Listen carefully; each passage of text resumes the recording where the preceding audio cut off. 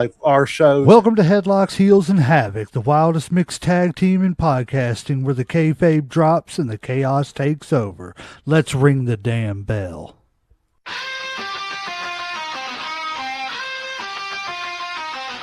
Headlocks tight, heels on the prowl, dropping elbows, hearing growl, feel the foul.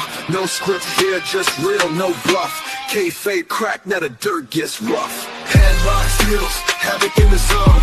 Stepping in the ring, chaos at your home. No filters, no mask, just raw pants on. Wrestling unscripted, we on the throne. Title belts, mic checks, crowd going crazy. Drop truth bombs, leaving lines feeling hazy. Beyond the kayfabe, past the charade, where legends are born and stories get made. Headlocks popping, who's hitting the mat? Welcome to the Havoc where the real talk's at. Tune in, step through, leave the fake at the door. Headlocks, heels, Havoc, now hear the roar.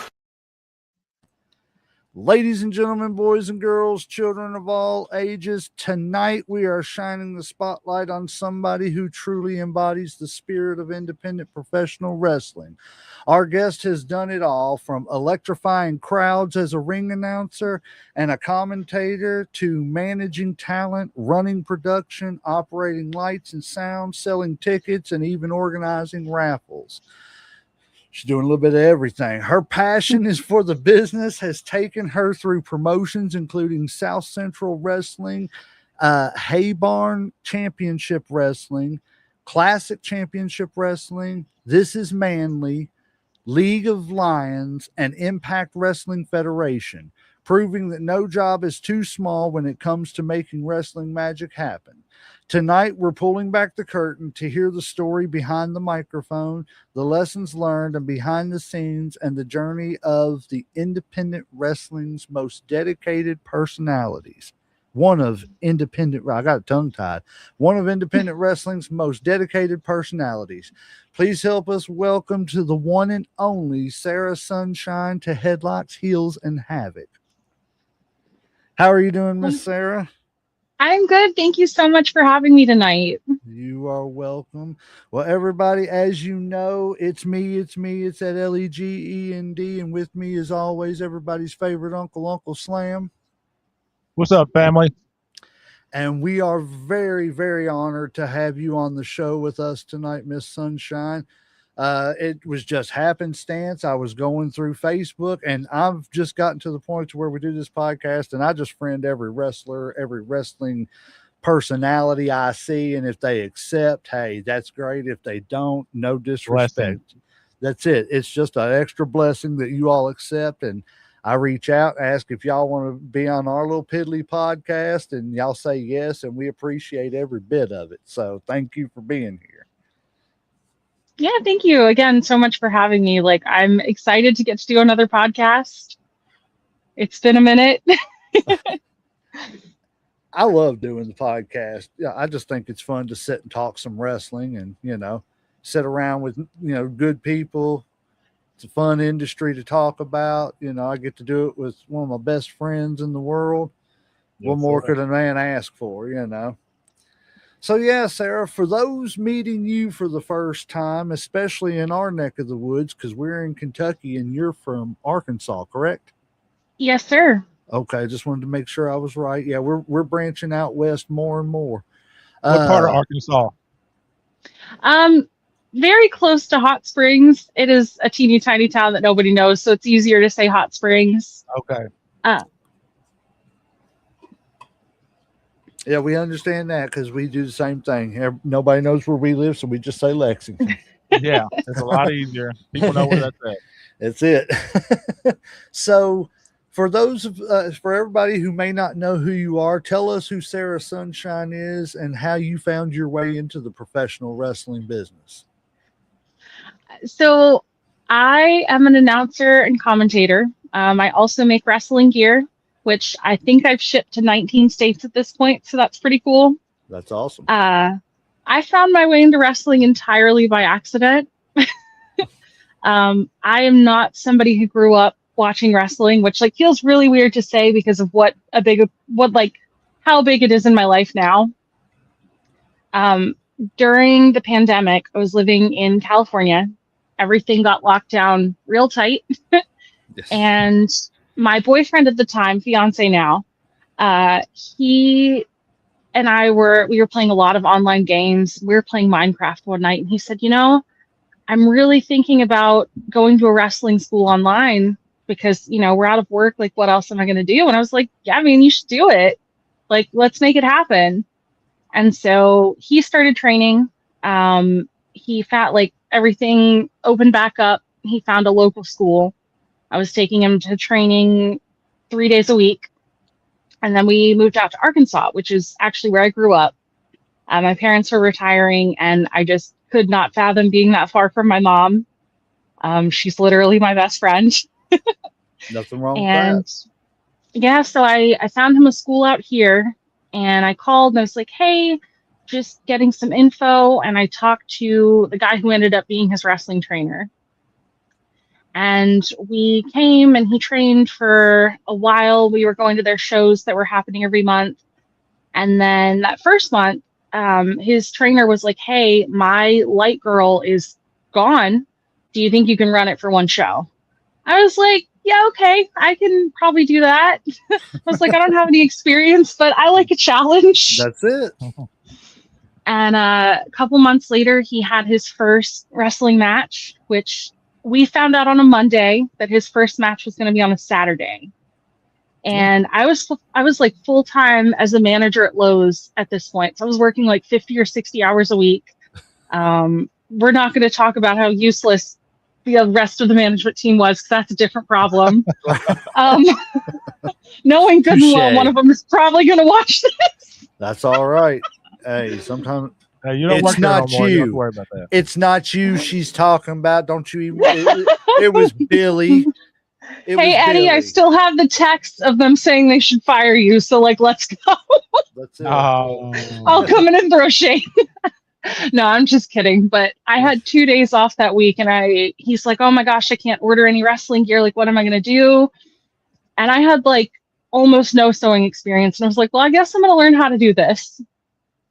First pair I made did not fit.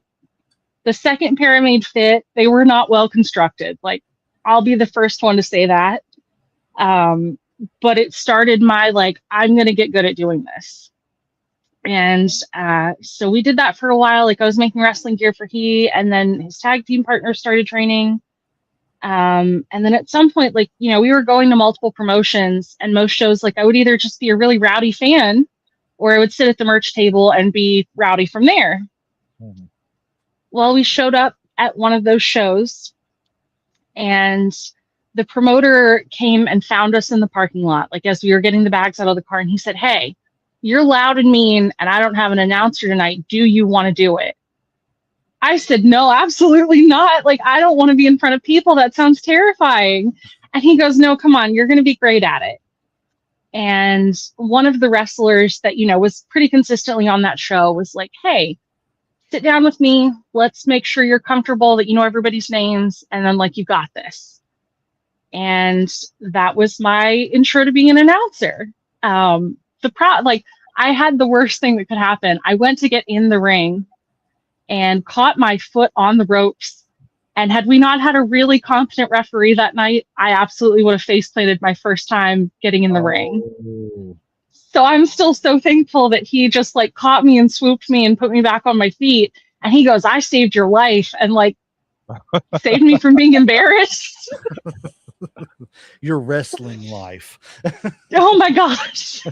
So, speaking of JD, our friend that we were telling you about, he commented, he said, hey, yo, guys, Mayhem Media in the house. Hello, Sarah Sunshine. What's up, JD? Hello. What's up, JD? We love you, buddy. Yeah, so Sounds like a lot of it came out of basically like necessity. Yep. You know what I'm saying? Your lighting, Yes. your seamstress, your announcing career. It's like, well, somebody's got to do it. I got to step up. So you just. I was going to say, I got news for you. If it was me and I was starting out, Mick Foley would have been the inspiration for my wrestling gear, because I'd have had a pair of sneakers, some sweatpants, and an old ripped up button down, because I just had to been like, okay, this is what I got for now. Let's roll with Right. it, But no, that's awesome, because like he was saying, it was necessity that you had to do it. So, what made you that was actually leading into my next question. Was it that necessity that is what made it want to be part of, that made you realize I want to be part of this, since you didn't grow up as a fan? So I really think that I have to give some of the credit to my partner. Like, he was wrestling and I was so excited for him to be following his dreams, still following his dreams. And I had a lot of trouble at the first probably 6 months of shows that we went to. The violence, both, like, the aspect of it was very new to me.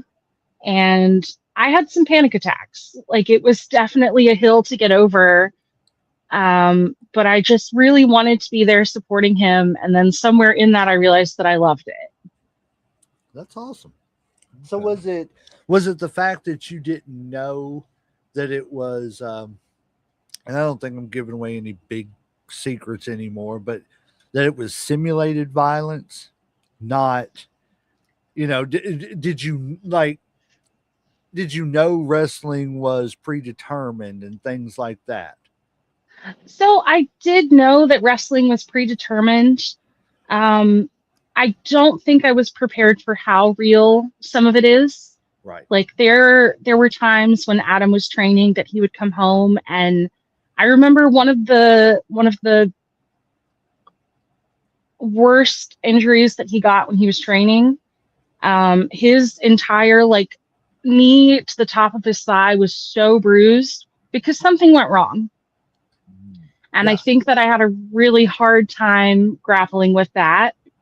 Like, it was very new to me, and there's still times that I'm like, oh my gosh, like, in 2024, so I need to renew it. I went and got my first aid CPR certification. There have been several shows where I've had to break that out. Like, there was one show that we were at, and somebody's manager had a heart attack. Oh God. And that was a lot. Like, we were so lucky because one of the wrestlers on the show, his shoot job was being, I think, a paramedic. It might have been a fireman. But either way, he had, that training of how to respond to that.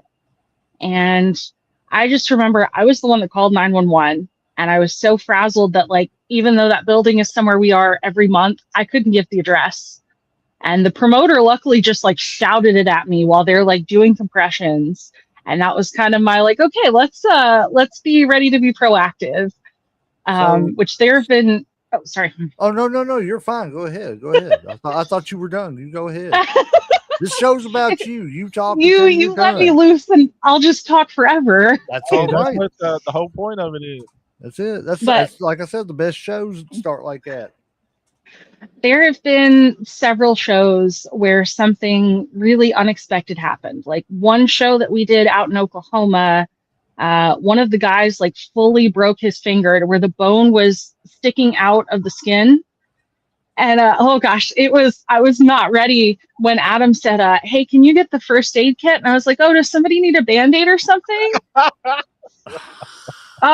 Somebody needs more than a Band-Aid. There was another show where an earring got ripped out, and one of the other wrestlers and I had to do first aid on that. And it's just one of those where it's more real than you think it is in some ways. Yes.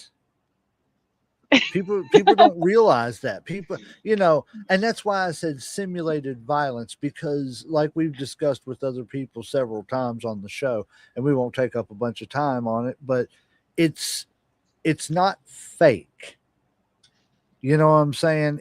I've never even wrestled my first match other than beating up my brother in the living room. And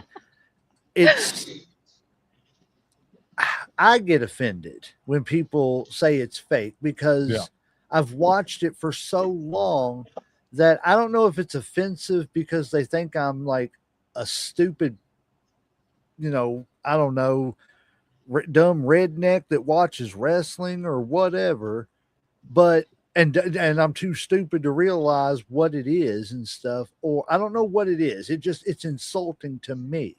So I can only imagine how insulting it is to other performers that, that are actually in the business, putting their body on the line for your entertainment, and for you to sit and call them fake, because you're not just calling it fake, you're calling them fake. And Right. the hours of training aren't fake. What they're doing in the ring isn't fake. The famous quote by JR: how do you learn to fall off of a 20-foot ladder? You don't. That's Exactly. it. That's exactly it. So I was going to ask you this, but you kind of said half of it. So we'll back up a little bit, because we already know what happened and what was going through your mind when you first stepped into the ring. But so what was going through your mind when you were standing back in Gorilla and was getting ready to walk through that curtain to, and you were being announced or whatever as the announcer or a manager or whatever, the first thing you did, what was going through your mind right then and there? And like kind of set the stage, like was there a lot of people? Was there a small crowd? Is this like a big area or what? Like, like how many people was there, when you first went out there your first time? Oh, I've got this one. The first time I went out and was on a microphone, it was not as an announcer. I was at South Central Wrestling. We had about 200 people in the crowd. The sound system went down, and the promoter was like, "Hey, who wants to come sing the national anthem?" Because they play it before every show. Yeah. And I peeked through the curtains to see what was going on. And he said, "I see you. Get out here." And panic rushed through me. Before wrestling, I was not comfortable in front of a crowd. At this point, my hair was hot pink. I had on a Lego t-shirt and yoga pants and not what I would have picked. Had never set foot in a wrestling ring ever. So it sounds like who's singing the national anthem tonight was going on in her mind to start. Oh my gosh. And I walk out there and he's like, "Hey, you got to get in the wrestling ring," which if you've never moved around a wrestling ring, the floor kind of does this shit. Yeah. Excuse my language. I'm sorry. No, you're fine. And so I get in and I've got the microphone and I start singing. It was not a good rendition, not even a little bit. I messed the words up, but one of the wrestlers' girlfriends was in the audience and she could tell that I was 3 seconds from just dissolving into the floor. And so she stands up and she starts singing with me. And then the entire crowd is on their feet singing with me. And I managed to get through it. I got out of the ring and I went to go backstage. And that was my first time where the wrestlers were like, "Hey, you did a great job. You're doing a cool thing." And it was probably my most terrifying moment that I've had in wrestling so far. That is awesome, though, because Yeah. it's cool that the fans got behind you. But again, I really Oh, go ahead. I'm so thankful for Charity, because I think had she not gotten up to be brave in the audience, I don't know that I would have had the audience with me. But I was going to say that's very easy to do in wrestling, because a slight little thing like that can make or break and lose you, as a performer. You know what I'm saying? To the audience, it makes you either believable or not believable. If they don't believe that you know what you're doing with your craft, then you're not, what I'm saying? It's not going to translate and they're going to pull away. And that's where a lot of people don't understand is you got to put that effort into everything. You know what I'm saying? Oh, for sure. It's all encompassing of every aspect of whatever your character is at the time. Whatever you're doing at the time, that's one thing that I don't think a lot of people understand about wrestling is it's so taxing mentally, because you're on the road thinking about, okay, well, my gimmick looks good, but is it getting over with the look and what I'm trying to portray? Right. I totally get it. It's crazy. I don't envy that. I like being able to just sit back behind this microphone and talk a little bit and act stupid and say some stupid stuff and hopefully make people laugh for a little minute. That's it. I don't need all that stuff. I hope you get paid well for all these different jobs that you have: a singer, seamstress, an announcer, commentator. Like you must have a great check. Let's talk about So what you can't do. That would be Yeah, easier.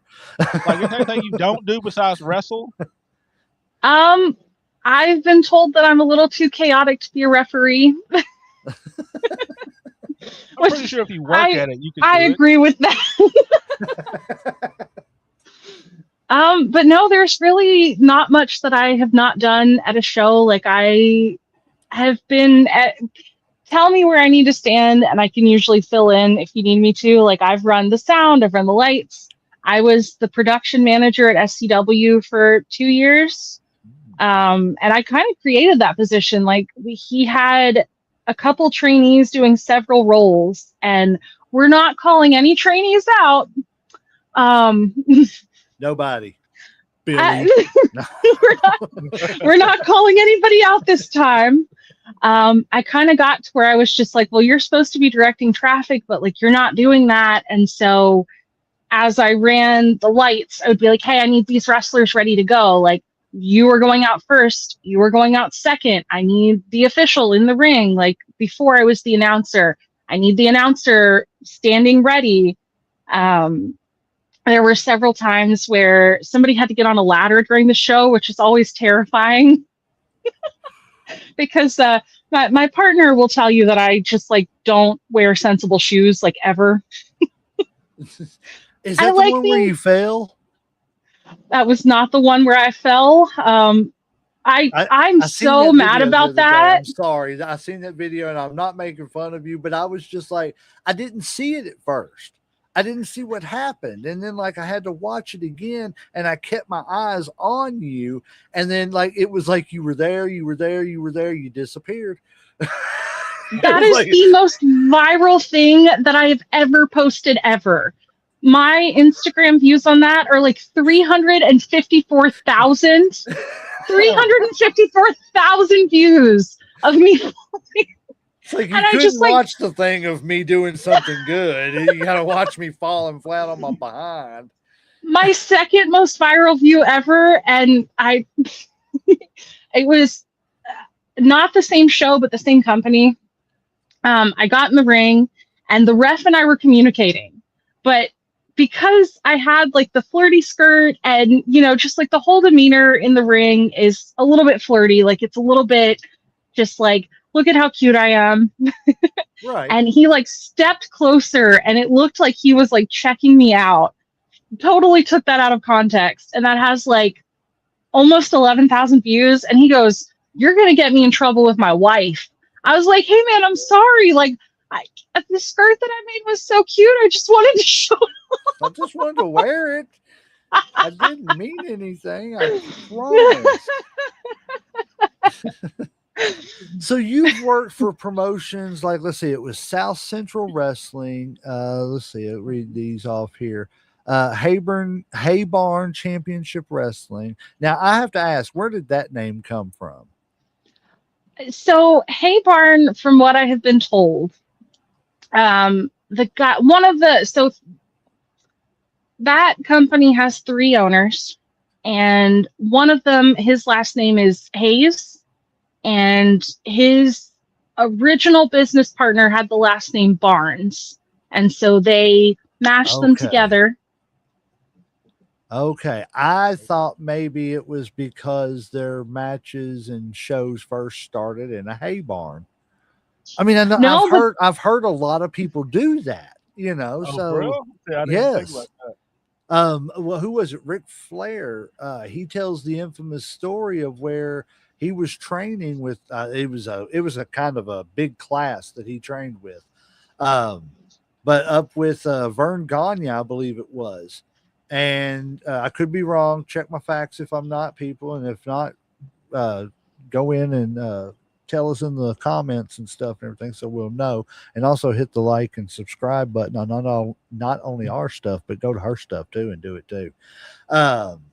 But yeah, he was telling the story about how they were training, and he literally showed up at Ganya's place or whoever it was that trained him, and it was in a wrestling ring in a barn, and he would put shows on there on the weekends and stuff and everything. So yeah, I was like, that's where I thought it came from. But anyways, let me get back to my question. Classic Championship Wrestling was League of Lions, Impact Wrestling Federation. So the question is, how has each promotion helped shape just your career? So I feel like I've taken very different things from each promotion that I've worked at. There have definitely been shows where I had to think on my feet, like the whole time. I early shows as an announcer at Hay Barn, more than once, like there were card changes in the back that they did not tell me before I was in the ring. So there was one show where they sent out a match that was not on the card. So nothing I had written down was who the two men were that were going to fight. Oh, wow. And I was standing there and I was so confused because, you know, like I did know the music. It was people who had wrestled there before, but not like they were not booked on that show. And I remember the music hitting and me being so confused and being like, oh, is the sound person like they hit the wrong button? This wrestler comes out. And I was like, oh no. I look at my card that I'm holding and I was like, I don't have this information. And so they get in the ring and I did most of the introductions from memory, which they weren't perfect by any means. Like somebody, I was missing their height, and the other guy, I think I missed the town he was from. But luckily they were people that I knew. So like that's one thing that I've definitely learned. South Central Wrestling, which, you know, was the first promotion I worked at. He likes to do a lot of, oops, not knock my drink over. He likes to do a very like structured show. So you are not going to have changes like that on the fly, but you might have sound or light issues that have to be dealt with on the fly because, you know, somebody trips over a cord or, you know, something like that. Right. There was one show that we did, I think it was last season, where there was a belt on the line, and it was a vacated title. So the champion moved away, which I hope that she's so happy where she is now, but he sends the wrestlers out. And at this show, I stand and I wait to get in the ring until the wrestlers are in the ring. And I was like, oh no, we don't have a belt. And so I like dashed so that I didn't run past the camera and got the belt and then got back to where I was supposed to be before it was time to get in the ring. Because usually, you know, like if you have a belt, like your champion's going to come out with it, but it was kind of a weird circumstance. This is Manly. So we did a show with them out in Fort Worth, Texas, I think. And the sound system went down. So like I've gotten to have this problem in like 3 different ways and gotten to respond to it separately each time. And the music portion went down. So like my mic still worked, but they didn't have music for entrances. And I didn't know they were in the back trying to fix this. Like I'm just standing in the ring waiting for wrestlers. And I was like, oh, send us the wrestlers, or like, let's get the action started, or like whatever I said. And I wait like a full minute, nothing happens. And so I say it again. I'm like, hey, like, let's send the wrestlers out. Still nothing. And I was like, okay. And in my head, I'm like, well, something is going on. And so I was like, hey guys, do you want to hear a joke? I told 3 of the worst dad jokes that I know on a microphone. Which the best heckling that I've ever gotten was at that show. And it was this like tiny, probably like 7 or 8-year-old boy. And I got 3 jokes in.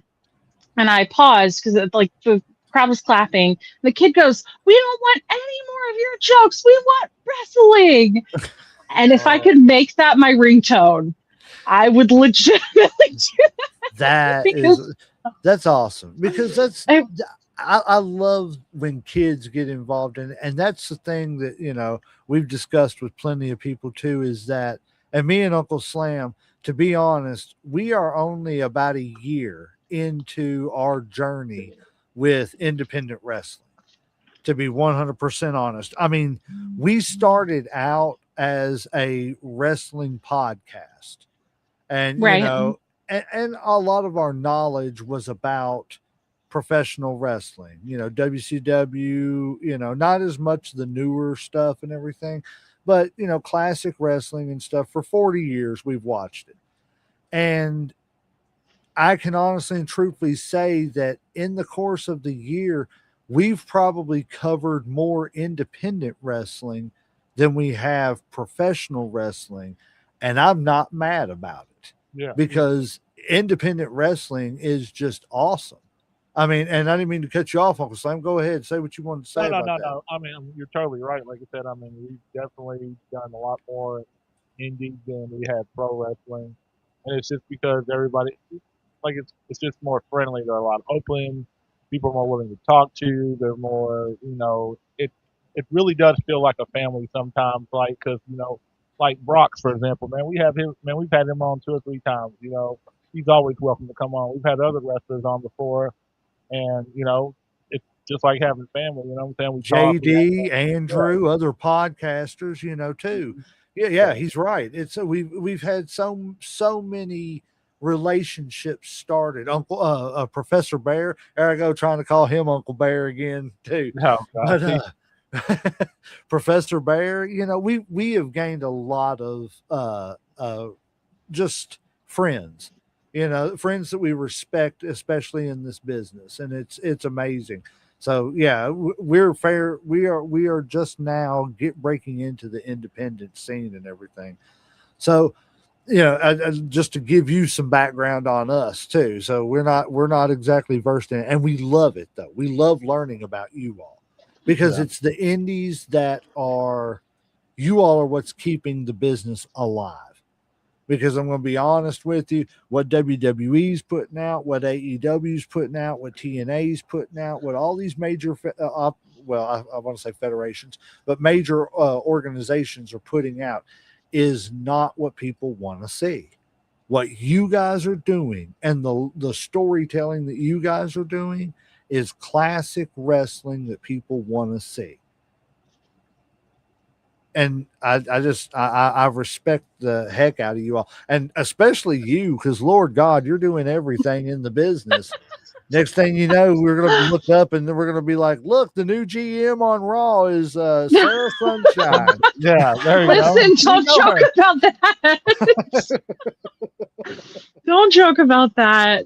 No, I, Adam and Kyle. So like Adam is my partner. Kyle is his tag team partner. They like to joke that I can really just fill any role. Like you just have to say the right word to me. And unfortunately, I have ADHD.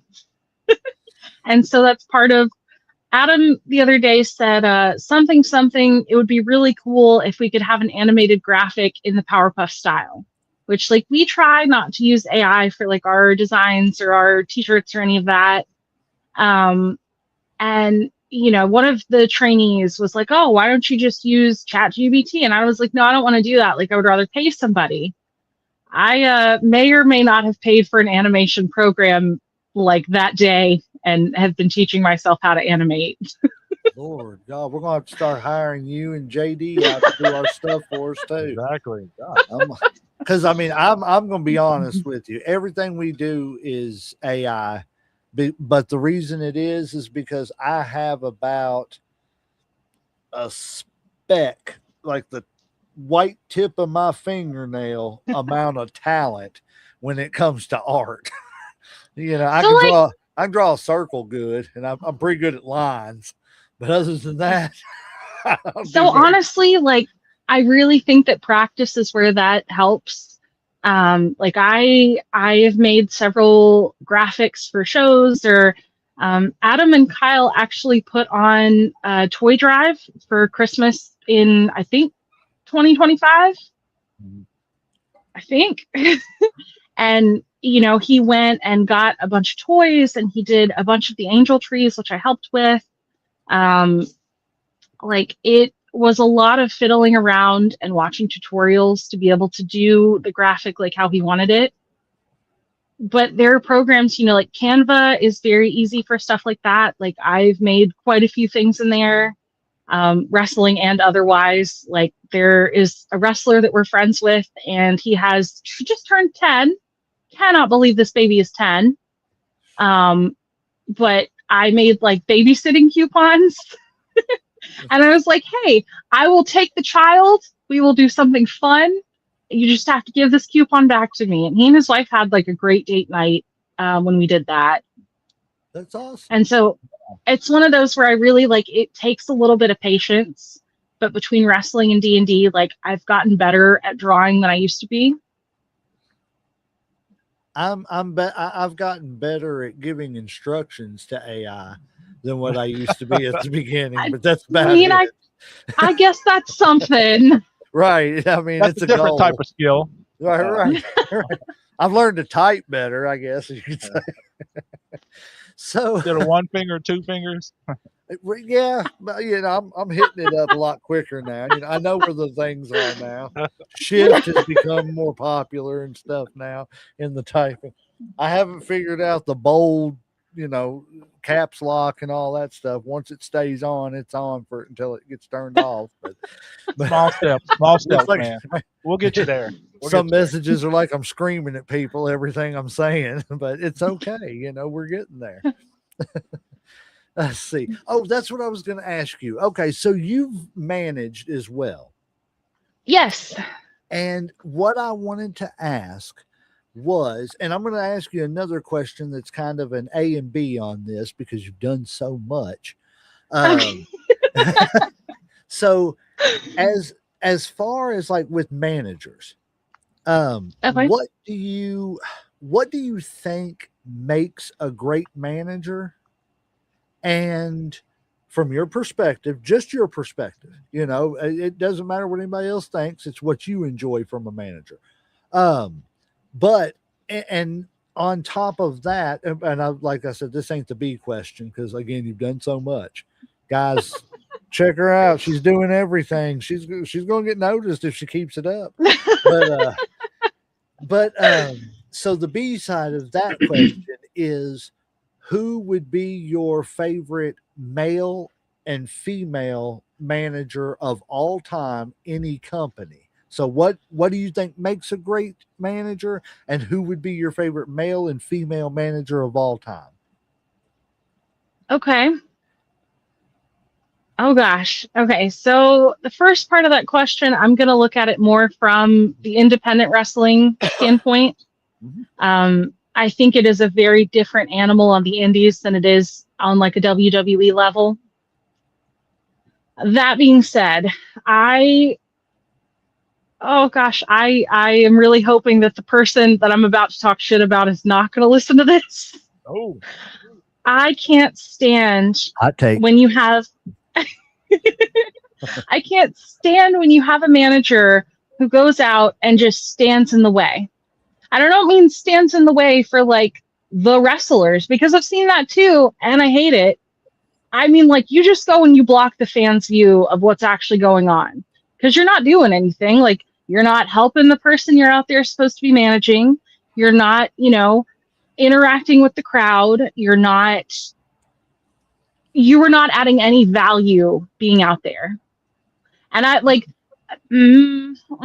oh gosh. Okay. So I feel like there's some managers, I'm trying to tiptoe a little bit here because these are people I'm going to see like next weekend. Right. And I don't want to get you in any trouble or anything, but hey, hot takes. I hate when they go out there and they just like make a mean face the whole time. Or maybe that's what their face looks like. I don't know. I don't know them personally. But I just like, I've gone out as a manager, and it is definitely harder to be a babyface manager than a heel manager. Because as a heel manager, you're not supposed to hit people, but it sometimes happens.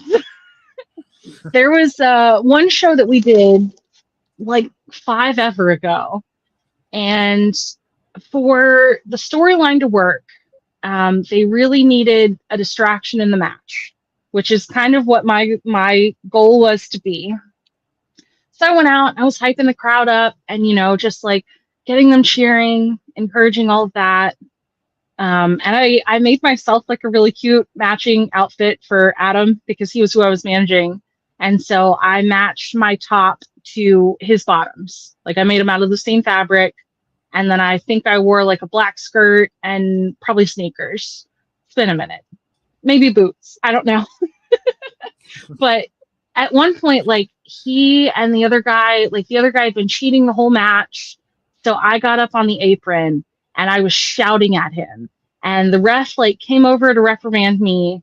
And in that moment, his opponent grabbed Adam and knocked me, like threw him where I was standing, which knocked me off the apron. And I took a floor bump, which if you're wondering, I don't recommend floor bumps. Never. But I laid there and I was actually a little bit hurt because like I'm not a wrestler, and I took that bump and it pushed the story the way they needed it to. I think that there is a lot of like good possibility as a heel manager. Like there's one couple who works at a couple of the promotions that we have been to and that he wrestles at, and they're phenomenal. Like it's their whole gimmick is that they're like crazy. And so they come out, their gear is like covered in blood and they have like crazy bruise makeup, and she does a really good job. Like they'll get the ref distracted and she'll choke the opponent on the ropes. So there was one where she like straight up like threw a strike, punched the opponent, and just like all of their shenanigans work so well together. There was one where she distracted the ref and the heel, like her other half, grabbed the face's foot and gave himself a low blow. And the ref turned right as like the low blow connected, and he's like, "You're disqualified." And the audience was like, "What the hell just happened?" It was so good. Like it was so good. And I like, she is a manager who works really well. Like she's a wrestler herself, and I think that she has a better understanding of like, what you can do. I love watching them work. They really are genuinely so good. You asked about my favorite managers of all time.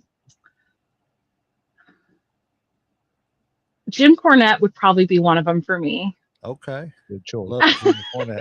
Hey, he's about what, an hour north of us, Uncle Slam? Yeah, Tennessee.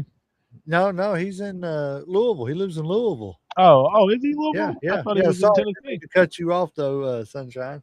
No, you're good. You're so good. I'm glad that y'all knew. Geography is not my strong suit. Any show that we go to, I'm a passenger princess. I sit over there and sip my energy drink and just like play on my phone until I feel like I need to interject in the conversation and be chaos. I've been to Arkansas one time, but that's because I got lost in Memphis and went over into Arkansas and had to turn around, come right back over into Memphis. So I've been to Arkansas. I didn't do nothing in Arkansas. But no, go. So you said Jim Cornette and who else? Oh gosh, female manager.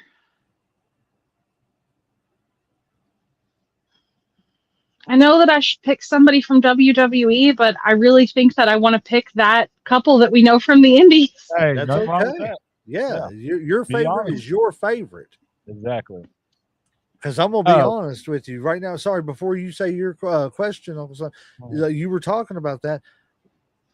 Probably my top, and I'm gonna shout him out right now because we love him to death and we need to get him back on.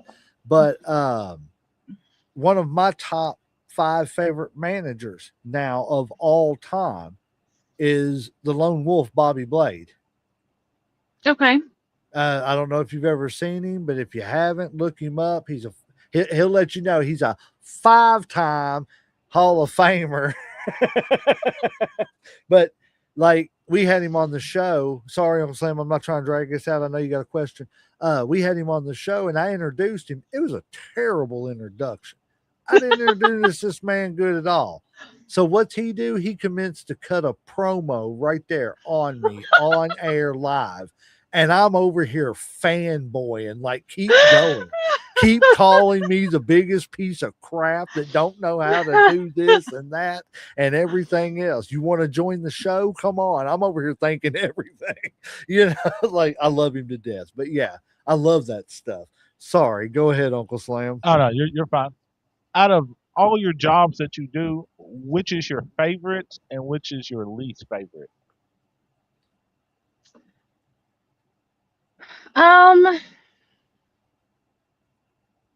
I love announcing. I really do. Okay. Like, I have a lot of fun with that most shows.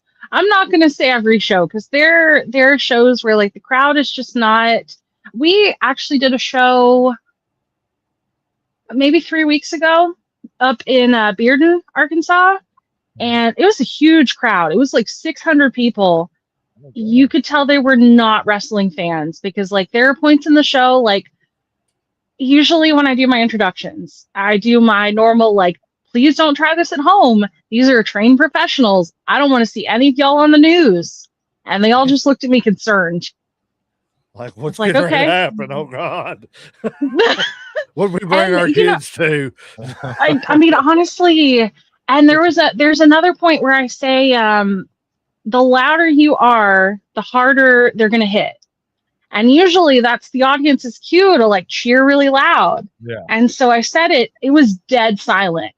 And so I was like, okay, you guys must not have heard me. The louder you are, they still just were like so dead. And I was like, oh my gosh, like, I don't know how to smooth this. In terms of my least favorite thing to do, that's tough. I don't enjoy taking tickets as much. Like, it's something that I'll do if I have to. Like, if there is not any other body to be there, because I feel like usually you take tickets until like intermission and you miss like half of the show. Okay. The other thing that I find to be kind of stressful, like, I'm a gear maker. I cannot tell you how many shows people have come to me 10 minutes before I am supposed to walk out on a microphone and said, there is a hole in my blank. So, like, you knew there was a hole in that. Why did you not bring it to me an hour ago? Because right now I'm trying to make sure I have my cards, that I am ready to go out there and, you know, potentially do an introduction if I'm announcing. Pull like, your magic kit out and fix my hole. Oh my God. And like half the time, so usually it's my partner that has the sewing kit because he has a bigger bag than I do. Like, I intentionally travel lighter. You know, I need 1, maybe 2 outfits for a show. And that's only because sometimes in the car I'm like, yeah, I brought this, but I don't want to wear this anymore. You know, Right. You never know when you're going to change your mind. No, for sure. And like lighting definitely matters. Like, this top is one that I made, and I feel like you don't really get the full effect on camera, but it's very like holographic. And so there was one show we did that was outside at night, and under the street lights, it looked magical. There's certain things, it you know, light, like you said, lighting does certain things. Some colors look good, you know, when you've got them together, and you get under certain light and then you get under other light, and it's like, this doesn't look as good as I once thought it did. So you got, you know, it's always good to be prepared to have something else to back up. I mean, it really does. Because you never know. Like you said, a hole may come in. You don't want to have to ask everybody on the show, hey, fix this. You know, that kind of becomes cumbersome after a while. Yeah, and that's definitely, there's one wrestler, and if he watches this, he is going to know exactly who he is. Every show that we are on tonight, y'all. Everybody's getting called out. People who know me know that this is me in real life too. But like, every show that we are on together, every single one, he's like, there's a rip in my gloves. And I'm like, man, get some different gloves, because clearly those aren't it. Right. How many times you saw the stitching unraveling? Why did you not do something then? Every single time I'm like, hey dude, like, yes, I can whip stitch this back together, or I can ladder stitch this depending on what part is, is messed up, I'm like, you need to bring it to me when I have a sewing machine. Because like, if you ask me to bring it to a show and like it's a time when I can, yeah, I'll bring it and I'll fix whatever. Like, I don't care. Right. But if you're only telling me at the show, like, you can just text me, my guy. The joys. So Oh my goodness. I've got a part 2 to my earlier question with the managers. So Okay. we're gonna do the same question, only we're gonna change manager to commentator. And with the second part, instead of best male or female commentator, I'm going to ask you to build your dream commentator team for if you were starting your own company, and you could go and pick any commentators from throughout history and start your own commentating team. Who would they be? And the original question of what do you think makes a great commentator? Okay.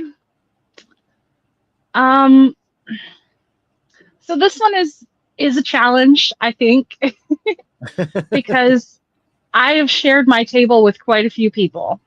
And like, there are different things that can lend good flavor to your show. When I was a baby commentator, like, I was so afraid because I didn't know the moves as well as some of the people that sat at the table with me. And I have been very, very fortunate to get to work with some of the people that I have. I can talk mad shit, so I'm often the heel commentator. Okay. And I say that with a laugh because there's this really fun game that Adam and Kyle and I play in the car, where we get in the car and we're heading home or heading to Waffle House, whatever. And I'll just be resting. And one of them will say, so what'd you say on the mic? And I'm like, I don't know. What did I say on the microphone? Because I swear sometimes I just black out doing commentary. I get really, really mean. Like, one of the ones that still gets brought up often, one of my very first shows as a commentator, I said something about one of the heel wrestlers. He had on these like god awful shiny black pants that looked like they were cut from trash bags. And I was like, man, the audacity to go out in the ring looking like that, looking like you cut up trash bags and like you're wrestling matches. And it was really mean. And there's a lot. There was another one. There's this one wrestler, which again, he is going to know exactly who he is if I say this. We're gonna see how mad everybody is at me next week. But so he has like adopted a stepfather in wrestling, and it's this really weird dynamic. I think I've gone way off track with this question. Oh, you're good. But his dad is also somebody who's very well known in our area for refereeing. And I got on the microphone and I said something about, man, it's wild finding a second dad that also is disappointed in you. And I went on about that for like multiple minutes, just like, man, you can't seem to make anybody happy with you. And like, you can't seem to find like a worse father figure.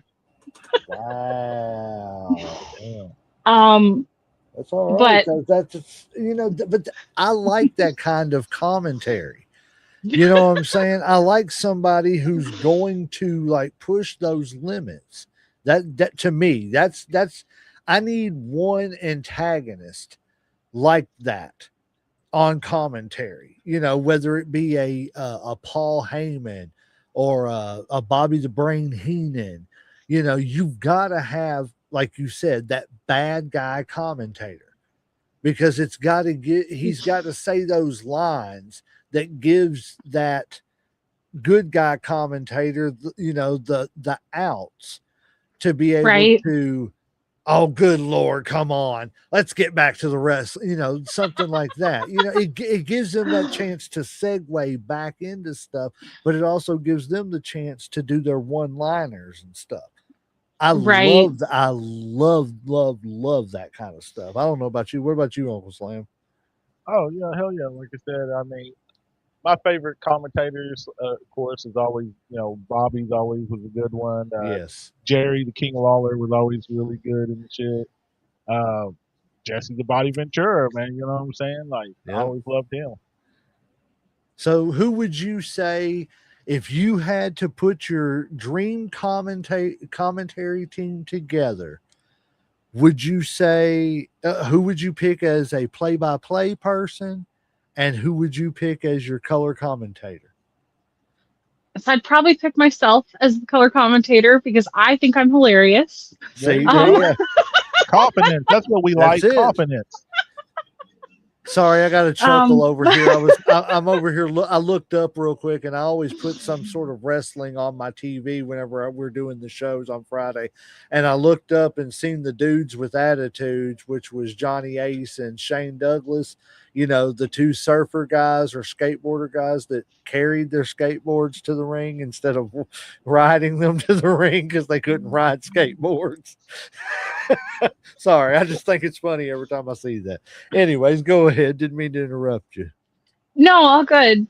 No, I really I enjoy the commentary. I do. For a play-by-play commentator, and that's tough. There are so many good ones. So there's your question. Who would you love to work with? Oh, gosh. See, the problem is I enjoy the color commentary more than I enjoy the play-by-play. Right. But it's hard to narrow that down. I feel like my specific brand of commentary has been shaped by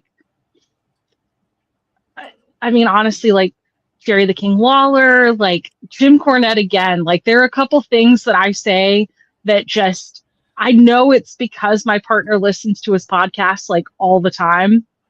And it's one of those where I can hear it, but I can't always get myself not to say it. Right. I do enjoy oh gosh, I'm blanking on that dude's name. He is the one who has done all of the commentary for the WWE games, 2K. Michael Cole. Yes, thank you. Okay. Yeah, there's some of his, and I think it's because a lot of nights I go to bed before Adam does. I get tired at 10 p.m. Adam gets tired at 4 a.m. So I listen to wrestling commentary in my dreams. And I think that part of that has made me partial because I'll just I talk in my sleep, and I guess more than once I've sat up and just repeated whatever they just said on 2K, and he'll just look at me and be like, "Go back to sleep." It's okay. Lay back down. You're just having a dream. It's all good. Oh my gosh. I am so tired of having to work wrestling shows in my dreams. Realistically, I can't tell you how often I wake up and I'm I was just announcing in a water park. And Adam's like, what? What are you talking about? I'm I was dreaming about a wrestling show in a water park. And he's like, why? She's like, yeah, man, people were body slamming people over here, and Flipper was jumping out of the water over here. It was crazy. Oh my gosh. It's actually cool though that you mentioned Michael Cole, because that's not somebody that I actually expected you to mention. But now that you did, I've got to give that man his due, and I'm glad he's getting his due, because I think for a long time, excuse me, I think for a long time, people thought of him as quote unquote a hack, that he was, because he had Vince in his ear all the time, telling him what to say, that he wasn't as good as, he could be JR. because especially JR. Cause I mean, man, he just come out of the, JR just left, and then you got to go fill JR's shoes. Well, that's what I was going to say. I think he just had big shoes to fill. You know what I'm saying? JR has been kind of legend, been doing it for a long time. And then you have to replace him.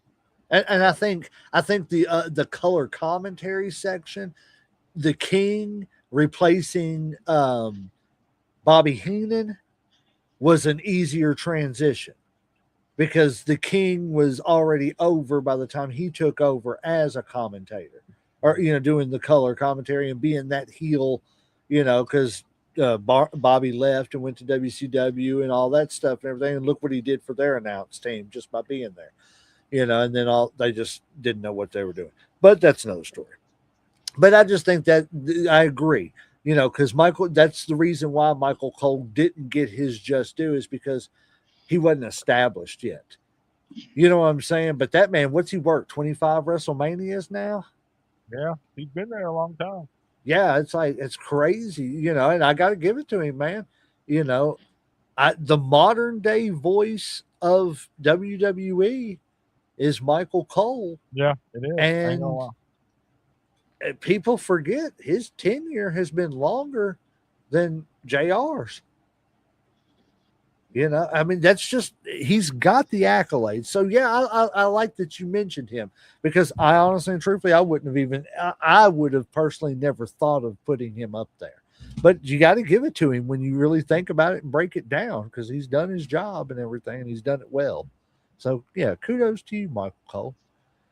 Yes.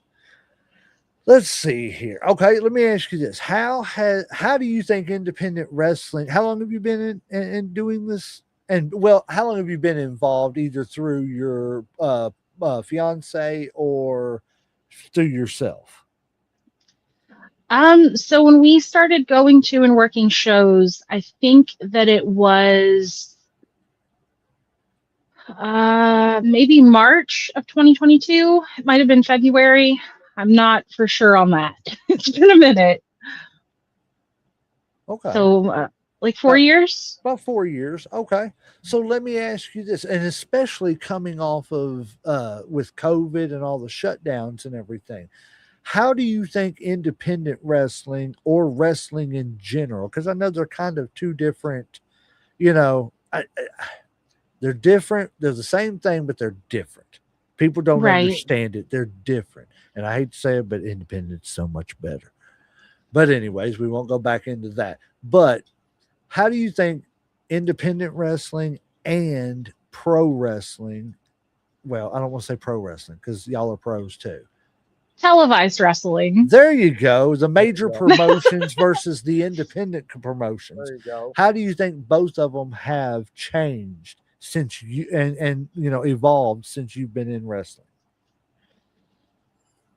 I think that the televised promotions really had to figure out how to get a crowd back after being closed. I don't know if you remember back in like 2020, maybe 2021, where they had the weird like empty stadiums with the screens. Yes, that was terrible. I hated that. That thing's so and weird. Like that felt like nightmare fuel. Like I still think about that sometimes. Yeah, it was so quiet.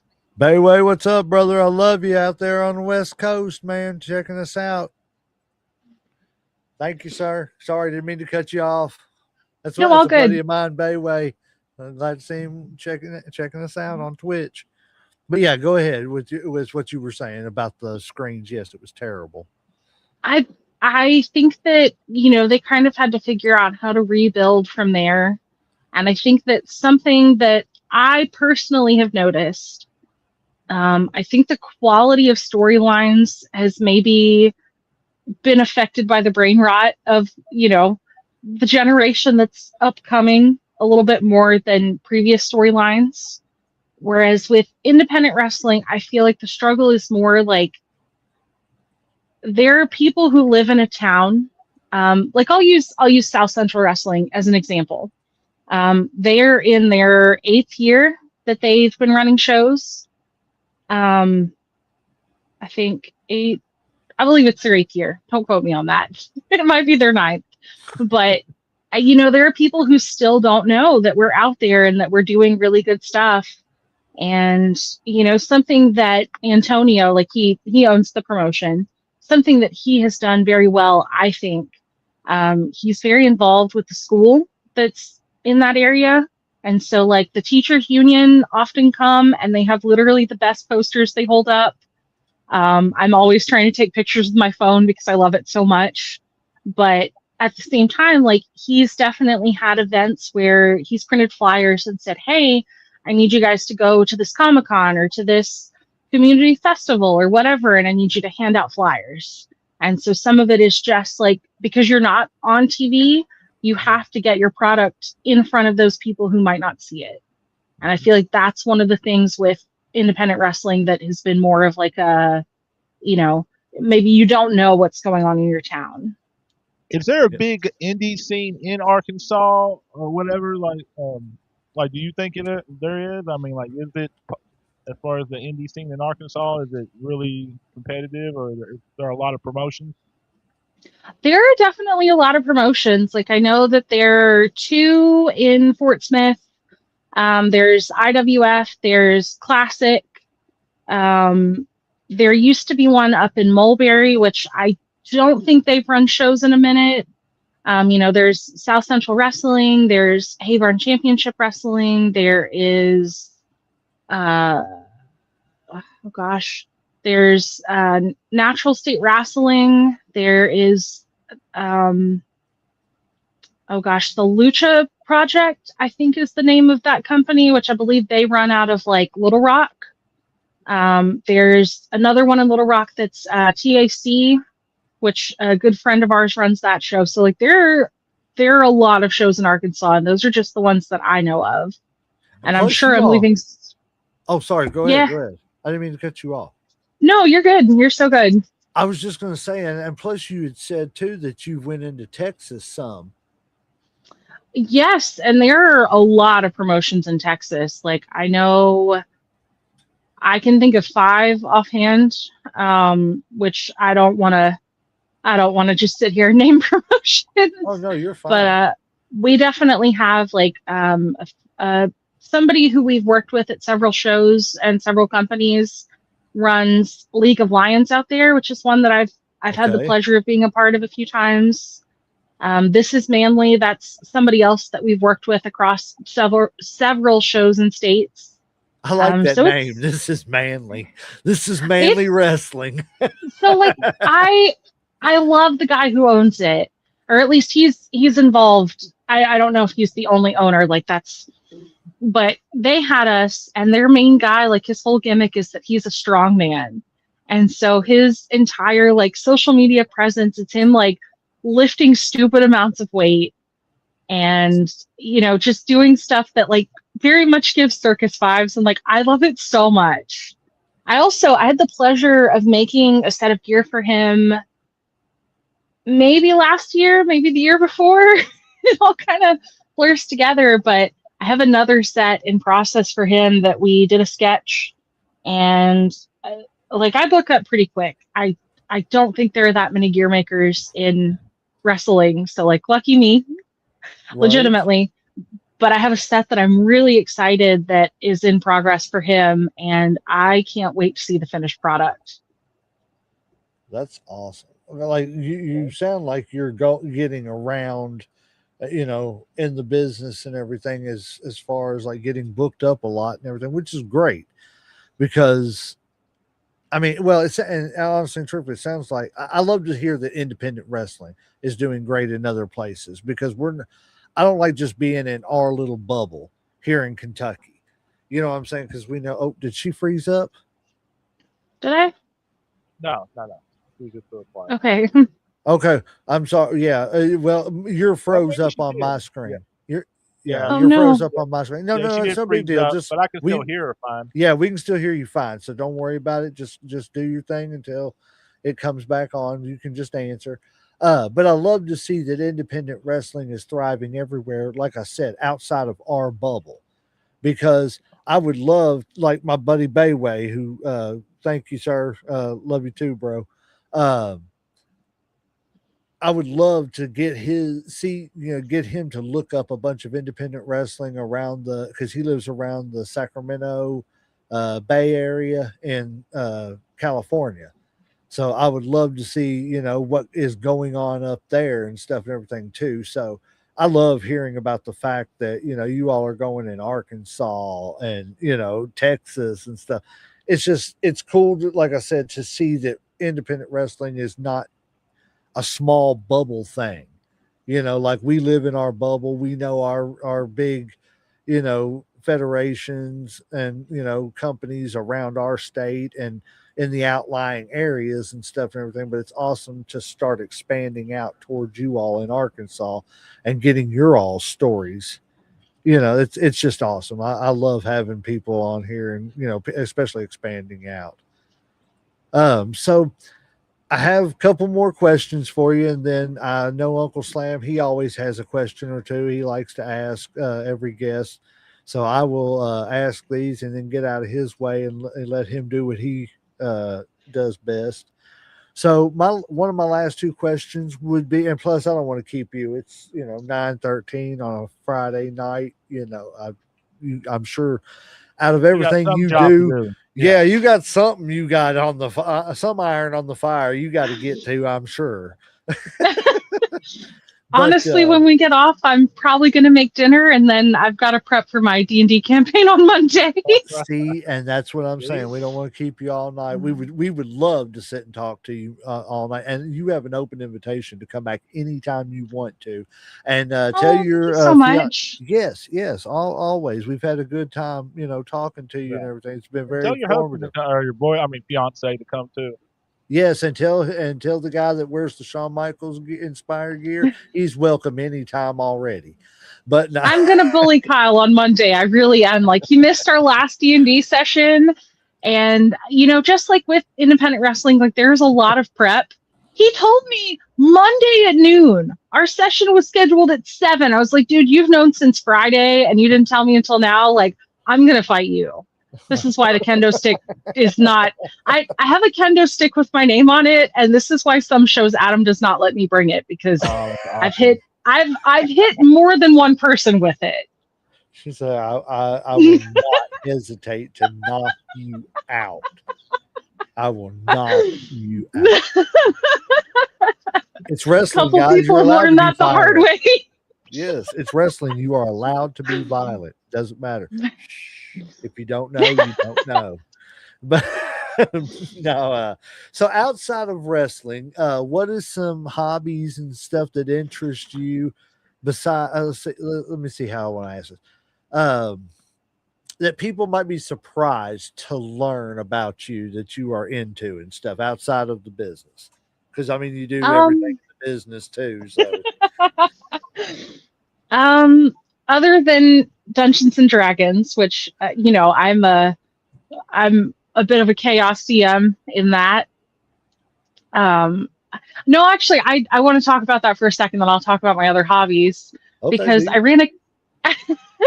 I ran a campaign last year that was just like totally bonkers bullshit. Like, there's no other way to describe that. And I was like, hey guys, I need all of you to make a character sheet and then make a second character sheet of a loved one. And they were all like, what? I was like, oh, by the way, your loved one needs to be a kid. And my players were just like, okay, we're a little bit afraid. And I was like, you should be. That is a good call. And so it was a holiday themed campaign. Like, it was set in December at the North Pole, and all of these kids were going missing because they were being kidnapped and taken to a hospital in the North Pole. And the party goes and they get in this hospital and they realize that, like, this place is doing medical experimentation and that Santa is behind all of it. Oh damn! oh wow. It was so good. See, It was so this good. is like all kinds of crazy because, like, I love me some conspiracies, and then you Oh got my all this stuff that's going on in the Not world, and Santa. everything. And then Santa's doing the conspiracies, like, from government conspiracy to Can't Santa trust conspiracy. nobody now. For God. real, man. Everybody is a suspect, especially in her Dungeons and Dragons world. Listen, you're in danger if you play with me. That's just Right. You better be looking sideways as much as you are ahead. Never trust anything that I do in that game. And if I give you an NPC, that NPC is probably going to ruin your life. Like, full stop. Right. It's definitely it's a trap. It's a trap. Alrighty. So look. Oh, I'm sorry, I didn't let you get to the rest of it and everything. Yeah. No, you're good. Outside of D&D, I really enjoy baking. You'd be surprised at how popular I am with the wrestlers because I can bake. Well, yeah. Free carbs. Yeah, cookies, pie. I've been really on a sourdough kick recently. Okay. Oh, And I God, just, see, you are after my heart now. I love me some fresh baked sourdough bread, man. I love oh, making it's me a so good good. sourdough sandwich. Sourdough grilled cheese is where it's at for me. Oh, Oh yeah. with like about 5 different kinds of cheese, Some man. garlic butter for the. Yes. There you go. We're gonna talk about cooking too on here, guys. Our You next never know show. what you're gonna get on Headlocks. It's unscripted. That's for a reason. We talking about wrestling. We talking about commentating. We talking about garlic butter. We talk about sourdough bread. We know a little Grilled bit about cheeses. everything. That's it. And every guest brings a little bit of something else too. Yeah, I love some good baked goods. But what else besides bacon do you do, ma'am? Um, I really like to draw. So I like to, lately it's been a lot of D&D characters. I drew all of the players for my campaign. I've been really on one with making friendship bracelets. But the twist on that is that I've been making them based off the weird DMs that I get from men. What? I legit want to just like do a live where I just read my DMs on air Oh, because that'd be like so awesome. fuck, that'd be Oh, fun for me. I would love But- to hear this. You should try to arrange them in story form.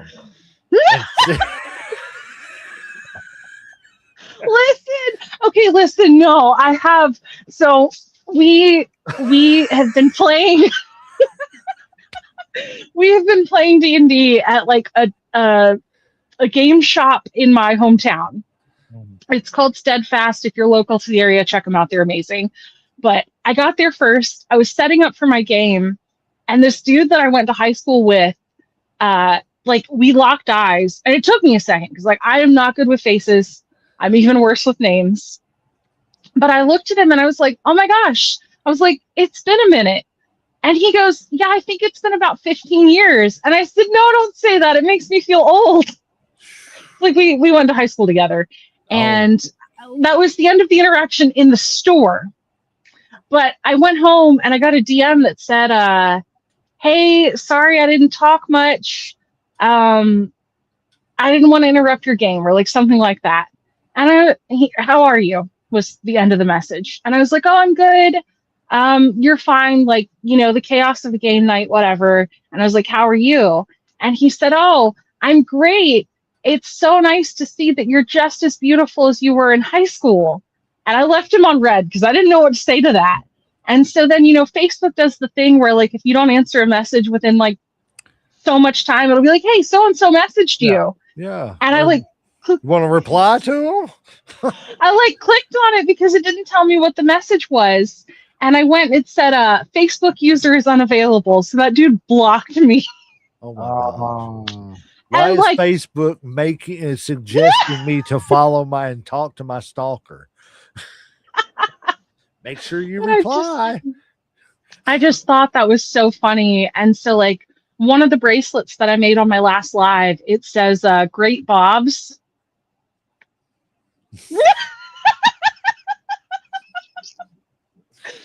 Oh, Wow. And I just like I'm a little bit too much of a menace, and I know that. JD, you definitely need to start trying to play some like. Can you play D&D over like virtual stuff like this? Yeah, there are like several websites that you can do that on. Roll20, I think, is one of them. I got to look up how many people subscribe to like StreamYard and stuff just for D&D. Maybe I'm missing something. I'm getting old, so maybe I need something like D&D to occupy some of my time. I don't So, know. like, I'm gonna go getting solve the into- Santa kidnapping children case here. I need a D&D that's like Sherlock Holmes type stuff and everything, like detectives type stuff. That would be awesome. So like there are definitely campaigns like that. Like I like to do things the hardest way that I possibly can. So rather than work off a module, which is what some people do, and there is no shame in that, my problem is modules limit me a little bit too much. And so the entire campaign, like I drew the world map, I'm drawing the town maps, I have created the villains from scratch. If it's a monster that does not exist, like I make my own stat blocks rather than just be like, oh, I want a skeleton. I'm like, no, I want a skeleton that can do this. Or a And skeleton that's on fire, and yeah, that's crazy. my fiance gives me like a bunch of shit. He's like, you do things the hardest way, but he has been playing my campaign. He's like, hey, so can our next one be Fallout? And I was like, why don't you run a Fallout campaign? That would be kind of cool, though. I love me some Fallout. It's a great game. Like I've played some of 4 and New Vegas and 76, but I kind of missed out on the ones that were before that. New Vegas is where I started. I love New Vegas. Yeah, definitely love New Vegas. Yeah, I obviously am missing something because I need some Sherlock Holmes D&D and stuff. That would be cool. I just need to learn how to play, and I'll run my own campaign. There you go. Yes, sir. Josh, you're going to come join it and everything. We'll be super sleuths. We'll be the Havoc super sleuths. I love it. Definitely keep me posted if you do that, because I want to hear about it. She's like, I want to hear about it. You'll be one of the people we contact to join, because I don't know what I'm doing. I'm gonna start AI and all of the information I can about it next week. Next week I'm gonna come on the thing. Be sure to tune in to the Super Sleuths. So full stop. I know this is a podcast. I'm gonna plug my favorite D&D podcast. It's called the Adventure Zone, and it's 3 brothers and their dad all playing D&D together. The first season has a slow start, like for sure, but it is so worth the listen. And it's a really good way to like dip your toes without fully diving in. Okay. Yeah, most definitely. Yeah, you can plug anything you want to. But we'll give you an opportunity at the end too to plug any and everything you got going on. It's going to be a lot, guys. So we're going to give her about 5 minutes. No, I'm just joking. Oh gosh. See if I can remember all of my social media. So myself, this is my last question for you, and I appreciate you coming on here and everything. Looking ahead, what goals do you still have left? Do you feel like you have left to accomplish in the wrestling business?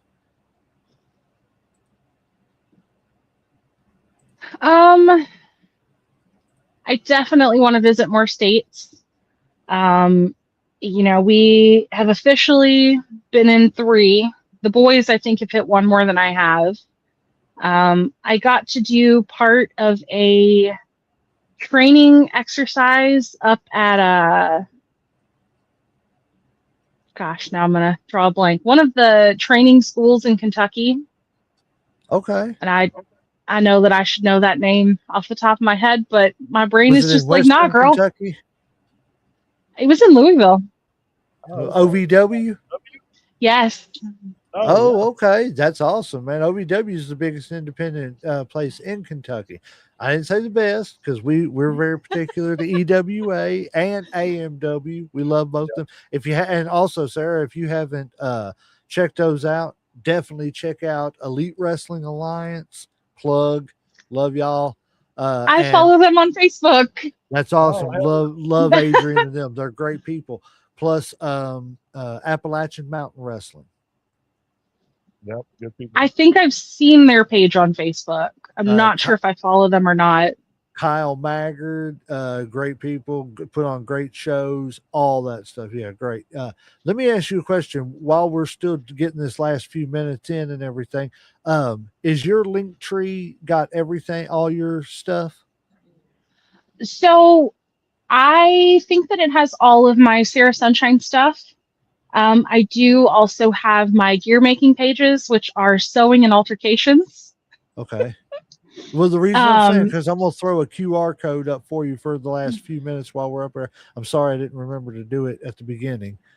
That is okay. No worries. I think it's up to date. I think it might be missing my Cameo, but that's linked on a couple of my other social medias because the link on that just did not want to let me add my Cameo. I don't know why that is. Okay. Yeah, But I'm like I said, I'm sorry I forgot to do this. I've been trying to remember to do this every show now, just because helps get people directed towards you all. yeah, no, all good. And I'm Miss Sarah Sunshine on Facebook, and then Miss Sarah Sunshine on just about everything else. All right. Yeah, like I said, everything. Yeah, but anyway, sorry, didn't mean to break up the conversation. So, what do you think looking ahead is your biggest goals in wrestling? I definitely want to see us travel more. Like there are places that I would definitely like to see, even if I'm seeing as a fan, because I still love that aspect. But Any place in particular that you want to travel to or wrestling in? King of Sport seems like a really cool promotion in Texas. Okay. I know that there is a promotion in Alabama that Adam and Kyle would like to go to, and I would love to tell you their name, but I do not know their name off the top of my head. As I said, I'm literally the worst with names and faces, which is why my planner is just like, here are the many, many, many shows that are coming up, and I'll write in ones that are, interesting, that are worth reaching out about. And then I demand that Adam and Kyle give me their planners so that I can write in the shows that are interesting and any Comic Cons with wrestlers that we might want to meet. Like I know that oh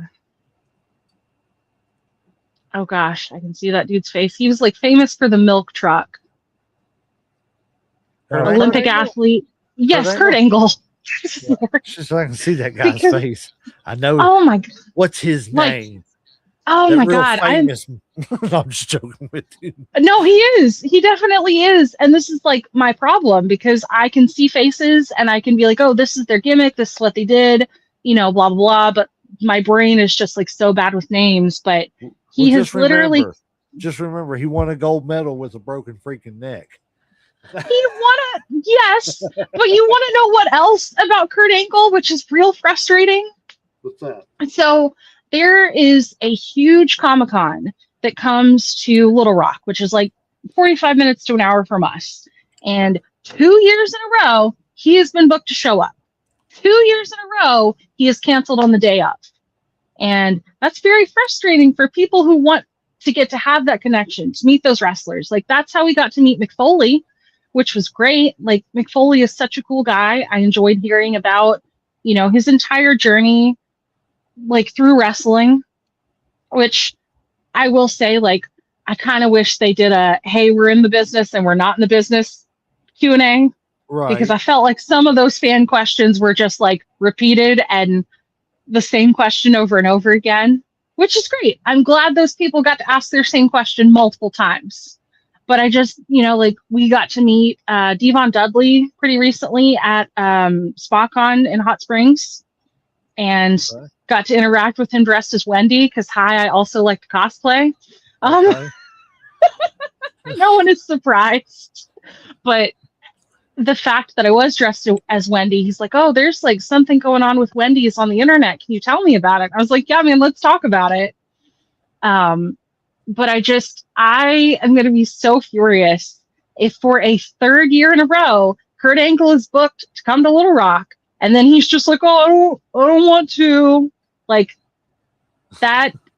And I know that I shouldn't talk this much shit, but it just like, you have people that want to meet you. You have people that are excited, and then you're going to take a second booking that you think is better because you don't want to come to Arkansas, which he hasn't said that. But the fact that he's done it 2 years in a row tells me that that is how he feels. And like, that's a bunch of bullshit.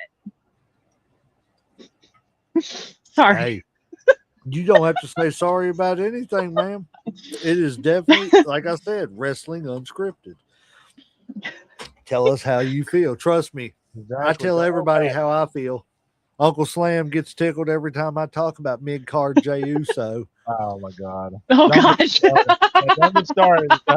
I'm just saying, they pushed the wrong Uso. They got old mid-card doing his thing.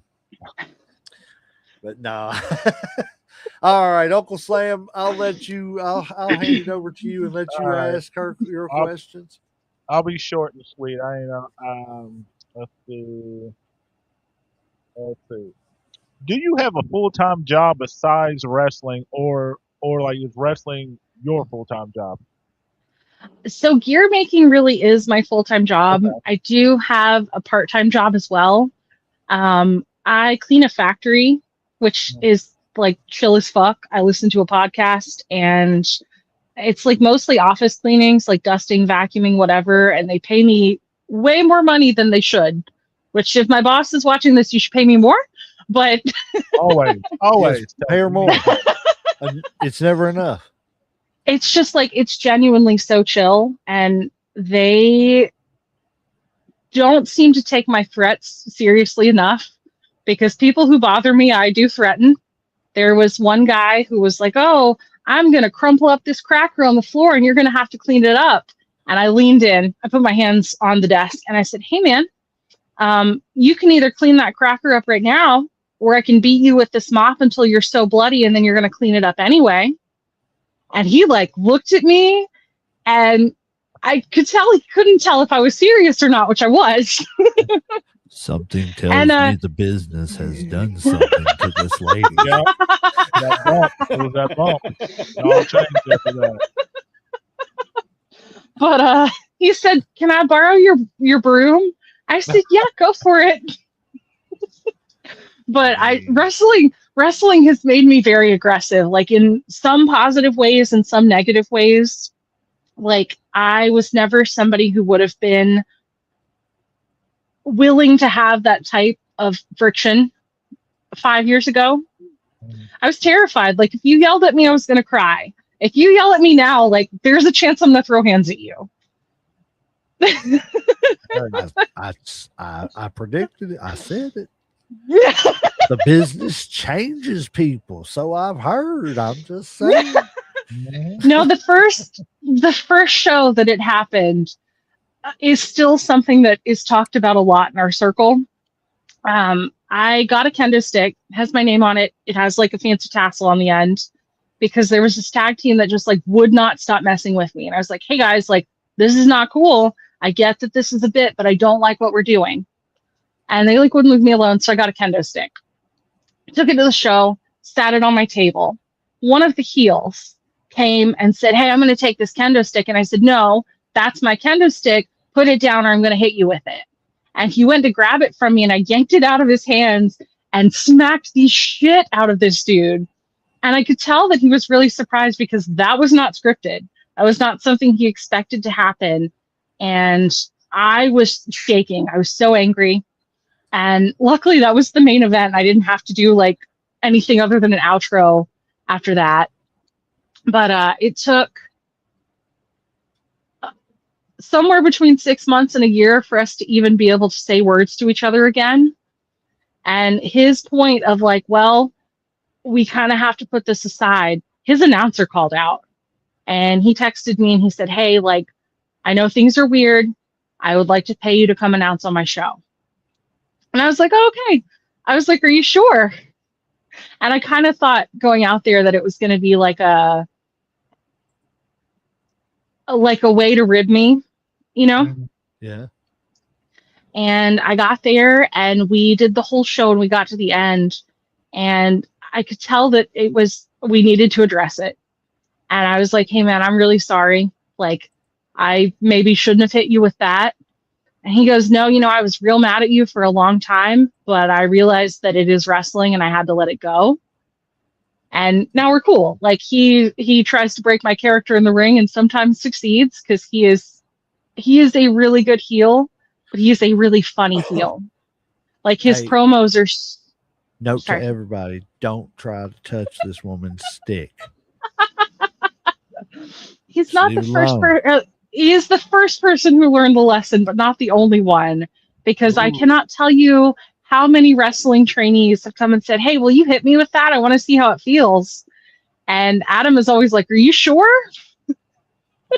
I know. And Look, I'm not asking anybody to hit me with a stick unless Exactly. they have to. Like if it just like bleeding, if it makes sense, we'll do it. But it don't make sense. Hit me with that stick every 5 seconds. I don't need that in my life. And if I got to do that to make money, I probably ain't gonna make no money. I'm just being honest. And that's Uncle how you Slim, keep your. oh, go ahead. Go ahead. No, go ahead. I was going to make No, a terrible joke. no. You say what you got to say. I was going to say, and that's how you keep your weird sex thing out of wrestling. This is Wow, God. This is very true. Don't we just don't do it. Just leave it alone. we make way too many jokes about that. Like anytime it's something that like borders a little bit on like, oh, this could be a sexual joke, like that in our little circle is like what we say. And it's a problem. It sounds like you have a nice close knit group. Uncle Slam, you got anything else? Okay, yeah, let's see. I got just two more questions. The first one is, have you and your fiance thought about maybe traveling outside the states, maybe Mexico, maybe Japan or anything like that? I know that he would probably like to do that. Um, I don't love to fly because I get motion sick, but for an opportunity like that, like, yeah, I would probably be willing. Okay. And probably the last question is going to be, what's something that you've learned and would tell your younger self that you've learned now? You know, like if you could go back in time and something that you've learned, you know, from these last 3 or 4 years, what's your biggest lesson that you would tell your younger self? I would probably tell younger me not to take herself so seriously. Um, I would probably try and tell her that there is going to come a point where we enjoy what we're doing and to give wrestling more of a chance. I probably would tell her that, you know, when something is thrown at you and it seems scary, it's probably an opportunity. I like that. I like that a lot. What would you tell younger people? Would you tell them the same thing in the business? I definitely would. If I were talking to younger wrestlers, and I even sometimes with a group of trainees, I try to be the voice of reason. There are going to be points where wrestling feels like it is larger than life, and it should. It should feel that way. Don't get so wrapped up in the details. Like our friend Kyle, who is currently holding a title at one of the promotions we wrestle for, I remember his first training. I remember him taking a flip bump before he did anything else, which, like, God bless him. But he got in my car and he's like, man, I think I want my wrestling gimmick to be a jester and I want to have bells and like, what's your favorite wrestling title ever? Just blah, blah. And Kyle really had to like take a step back in a couple ways. And I think sometimes you have to realize that your first idea is not going to be your best idea, and that is okay. Like, it is okay to say, like, I'm learning and growing every opportunity I get. I think you really have to believe in yourself to be able to make an impact in wrestling. Like, there are definitely going to be times where you are handed an opportunity that seems great and it is a poison rotten apple, but you learn from it. And there are going to be times where things seem bad and it's probably one of the better opportunities that you've gotten. And so, like, you really have to be your loudest advocator, your loudest cheerleader, like your person that believes in yourself, because that will get the audience behind you. And, you know, it's just really important to be willing to grow from wherever you start. Okay, cool. I like all that. Oh, definitely. Uncle Slam, you got anything else for this young lady? No, sir. I think I'm tapped out for tonight. Well, before we get out of here, I want to first say again, thank you 100% for being here. We've enjoyed it. We love having people, especially, you know, from stuff we don't get to see. Because now we've got, you know, and not only that, not only us, but people here in Kentucky, they've got some more independent wrestling they can go check out. You know what I'm saying? That's the beauty of independent wrestling. It's like having 50 WWEs. You know what I'm saying? Like there's always the little bit that's going on that's the same because it's wrestling. But it's like, Right. what's this promotion doing today? What's that promotion doing now? It's just awesome. So that's why I like seeing other places outside of our, like I said, our bubble and everything. It's just wonderful. It's like having so many options. There's no reason to ever be bored in wrestling. With as many independent promotions there is, there's just no reason for it. So before we get out of here, and again, thank you again for being here. We're gonna definitely reach out to your partner and his tag team partner and get them on.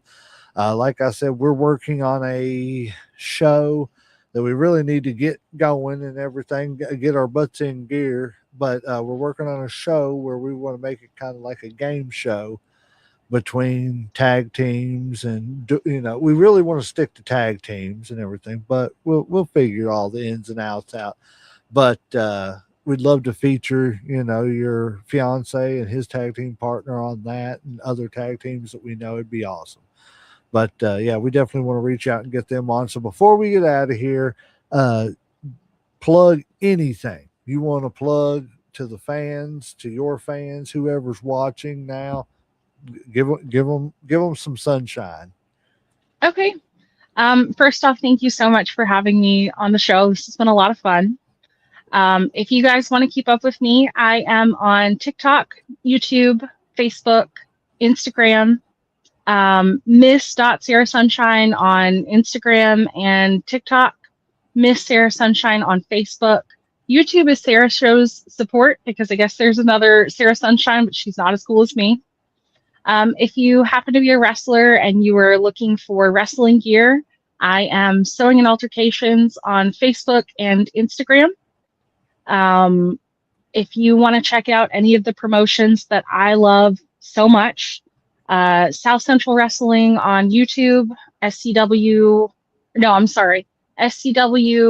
Arkansas on YouTube, South Central Wrestling on Facebook, Haybarn Championship Wrestling on Facebook, Instagram, and YouTube. This is Manly is on Facebook and Instagram. I think they might have a YouTube, but don't quote me on that. And just any independent wrestling promotions near you, like if you have not been, I highly recommend it. There are some real gems out there that you really might be missing. Yes, ma'am. And then I'm sorry. Oh no, I just and said then yes, ma'am. If you want to follow my fiance on Facebook, he is Adam Shepard, and his tag team partner is Kyle Love. And they both put out some really cool stuff. Their promos are very funny. But yeah, I think that's all the plug that I'll do. Well, guys, especially her fiance and his tag team partner, we will be definitely reaching out to you all and everything, get you all on the show. It'd be great to hear your all story independently and together. How you all joined up and where you are now. So that will be completely awesome to get you all on and talk about that. Yeah, I appreciate you coming on. This has been really fun. It's been really nice to learn about, independent wrestling in Arkansas. Go check it out. Go check your local indie promotions out. No, I'm not saying you're going to hit a home run every time you go to a show. Not every indie promotion needs to be an indie promotion, and I'm not, knocking on it. Some people do it that just don't need to be doing it, and even people in the business will agree to that. But at the end of the day, they're everywhere. Find one. You can go once a month with your family and afford to go to a show, and you can, go home with a little money in your pocket. You're not breaking the bank and having to save up for months and sell a kidney to, go to a WWE show and everything. And I'm not saying all of them are like that. I know a few of the other ones are a little bit more affordable, but at the end of the day, it's more expensive to go to those shows. Go to these indie shows, support these guys. You don't know who you're going to see the next up and coming superstar at one of these shows. Give them your money. It's more personal. You get to meet these great, superstars. You get to meet these superstars. You get to meet these talents, and you get an autograph when they're not charging you $500 for an autograph. So go support them. Uncle Slam, you said you're tapped out, sir. Yes, sir. Well, Miss Sarah Sunshine, we appreciate you being here, but I think that referee has hit that 3 count, and we're going to ring that damn